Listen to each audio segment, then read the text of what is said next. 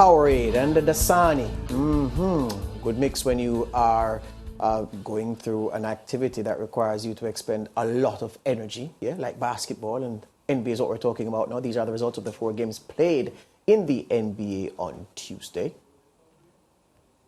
76ers took care of the Clippers. The Bucks beat the Raptors. Spurs, they beat the Nets. The Nets really struggling without the injured Kevin Durant. And the Nuggets beating the Trail Blazers. Now, reigning back-to-back MVP Nikola Jokic was at his dazzling best for the Nuggets on Tuesday. Jokic went 13 for 14 from the field while logging a 36-point triple-double against the Trail Blazers to push the Western Conference leaders to a 14th straight home win. Damian Lillard and the Portland Trail Blazers taking on Nikola Jokic and the Nuggets in Denver. And we start you off a Yusuf Nurkic miss. Aaron Gordon gets the rebound, throws the long pass ahead, and there's Nikola Jokic getting a really easy bucket. Denver up 16-14. Then Jokic throws the long down-court pass to Michael Porter, and you can see the Nuggets effective on the run-out on this one, hoop and harm, and 21-17, Denver up at that point. Shaedon Sharpe knocks down a 3, and Denver, well, they're up by 5 after that 3. Then the Blazers on the break. Nasir Little with the nice alley-oop slam on Aaron Gordon. Boy, good to see Nasir Little back and flying like that. Later in the second, Damian Lillard. Tough three-pointer goes down. Well contested, but it's Damian Lillard. Then Lillard sidesteps Gordon for another three-pointer. He had 30 points in the first half of this game. Nikola Jokic working the offensive glass off the Jamal Murray miss, gets the gentle little tip in. 66-61 at that point. Denver led it by 6 at the half, third quarter. It's Jamal Murray hitting the 3. He had 17 points on the game. Then Jokic driving and dishing out to Michael Porter Jr., and he knocks down a 3 from the corner. He had 23 points on the game, and Denver up by 13. Damian Lillard driving and making the layup in traffic. He finished with 44 points and 8 assists. That cut the lead down to 8. But Aaron Gordon drives and dishes to Nikola Jokic for the layup. Jokic's numbers in this one: 36 points, 12 rebounds, 10 assists. He was 13 of 14 from the field. His 13th triple-double of the season. Denver wins it by 9, 122-113. Joining us is NBA analyst Alistair Albert to answer the question, is Jokic on track for a 3rd straight MVP crown? It's really great that, we're talking about a guy who probably is considered underrated by many people and is a back-to-back MVP and who's vying for his 3rd MVP, as you're asking. And yeah, I think he is really on track at the moment.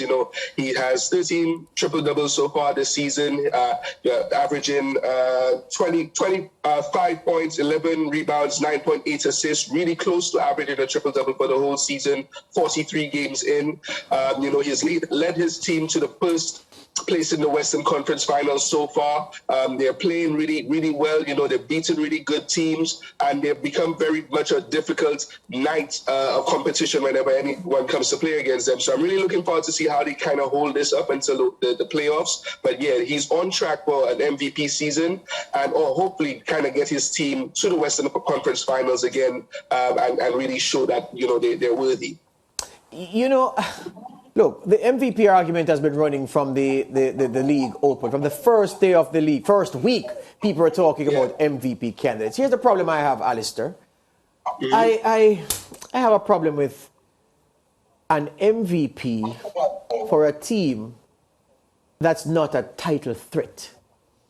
And, I know the Nuggets are playing well right now, and I know the Nuggets will make the playoffs, and I know the Nuggets will make some noise. But if you're telling me that the most valuable individual in all of basketball for a particular season plays for a team that in being that MVP, that totem, that talisman, a talisman by dictionary definition is something that wards off evil and brings good fortune. If that player is to be that, then you must elevate your team to win, to be championship contenders. Because we've seen in the past, and we're not just talking about Jordan now, we've seen in the past where when you say he was the MVP, you can say to a reasonable person that, oh, so he was the reason that so-and-so team reached so-and-so heights and fought for so-and-so title. So I'm a bit separated from the argument if my MVP is going to be playing for a middling team in the playoffs who then falls away and we carry on with the big boys to fight for the trophy.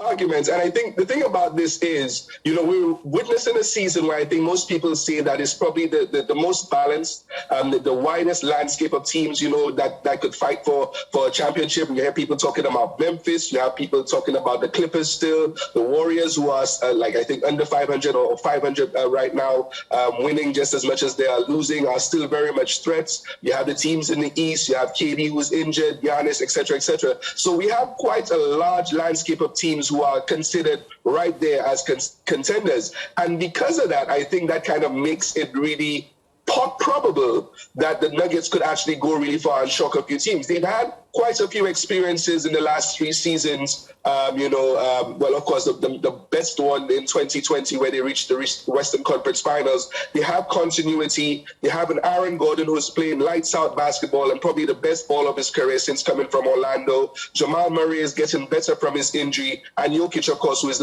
near the top in all advanced metrics there is in the game. So, on a nightly basis, they could be a threat. And in a 7-game series, who knows what could happen. So we don't know who might actually win, but they are probably just right on top at the top of the ladder to kind of upset people and kind of come away with the crown this year. Who knows? Yeah, and as we're speaking about Nikola Jokic, the one asterisk that Nikola Jokic has by his name is the fact that he hasn't won a championship. So, people are, of course, putting him in a discussion with Larry Bird, but, of course, refraining from that discussion too because Larry Bird, of course, has championships to his name.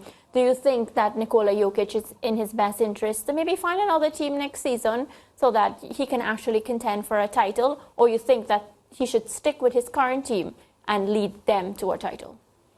Nah, you stay where you are. I've seen MVPs move from team to team, and we see how much bashings they got for that. LeBron moving from Cavs to Miami, and yes, he won a championship there, but look what that did to his reputation. You had KD moving from OKC. Many people like me, OKC. It's a very shameful plug, but OKC is still my team. I've remained loyal with them from those 2010 days onwards, and I didn't think he should have left OKC. I think if he stayed, probably a title would have come there eventually. I think from the 1990s basketball purist in me, I would say that I hope he stays there and they just continue to plug along and do what they have to do. If you have to use LeBron James as an example, and of course Michael Jordan, 7-8 years before they won their first championship, Nikola Jokic I think has been in the league about that same amount of time. And yes, the team around him might not be that championship fear that most people have, like George is articulating. But, they have a continuity within this team, really good coaching. And Nikola Jokic is doing, I think, remarkable things that we've never seen before from the center position. And, that makes him an advantageous threat to his team who could probably push them through. Last thing. We're on borrowed time. I've been watching, ever since we had that conversation the last time, we had a proper conversation. I left that interview. I went home and I looked at the numbers around the Sacramento Kings. Remember what I said about Mike Brown? I wouldn't have him coach anything. Well, I hope he forgives me because the job he's done is a really good job. I want to ask you, with how De'Aaron Fox is playing, he's 21st on the list of scoring leaders in the NBA, and the team all around is playing really, really well. Do they have an outside shot of making the conference semifinals, the Kings? The conference semifinals, I think they do have a chance for that. Yes. Second round, that's their ceiling for me. I think, they catch someone, off guard in the first round. They could probably get back to the second round. I really like their team at the moment. They're playing with lots of confidence. I really love Domantas Sabonis, what he's doing. I think he kind of solidifies that team and makes them the contender that they are right now. And yeah, I think they could win a first round series, in upset fashion. And probably, I think that's their ceiling right there. Right. No, not enough talent to go beyond round 2 is what you're saying. I don't think so. I don't think more than round 2, no. Yeah. But that's just me. Like I said, it's a parity season. You never know. Yeah. But I don't think they afforded that. I think I'm going to go down to the sports shop and have a little nibble. where the Sacramento Kings are concerned, because I sense something big is going to happen this season. All right. Thank you very much, my friend. We'll talk again. All right. No problem. See you guys again. No problem. Excellent. That's Alistair Albert, our NBA expert. Before we leave, viewers in TNT, here's your chance to play our Take Your Shot promotion and win a trip for two to attend the 2023 All-Star Weekend in Utah. Watch the NBA live on Sportsmax for a chance to scan the QR code for more information on how to participate. The promotion, which began on November 28 last year, ends Friday. That means your last chance to watch for a chance to win is on Thursday. So these are the Thursday games. If I were you, I'd get my drink to keep me awake and energized and watch. Celtics and the Warriors, 7:30 p.m. That's a big game. The Nets and the Suns, 10 p.m. Sportsmax 2. And then the Sportsmax will have 10 p.m. 76ers and Blazers. And so your last chance saloon will open on Thursday and close on Friday. Well, Thursday is really the day it closes for your Friday deadline. So you have been warned, and we'll warn you again. Mr. Producer, there's no more chance to warn them. Yes, there's a chance to warn them tomorrow during the show. Yes, so we have one more warning for you. You've been warned.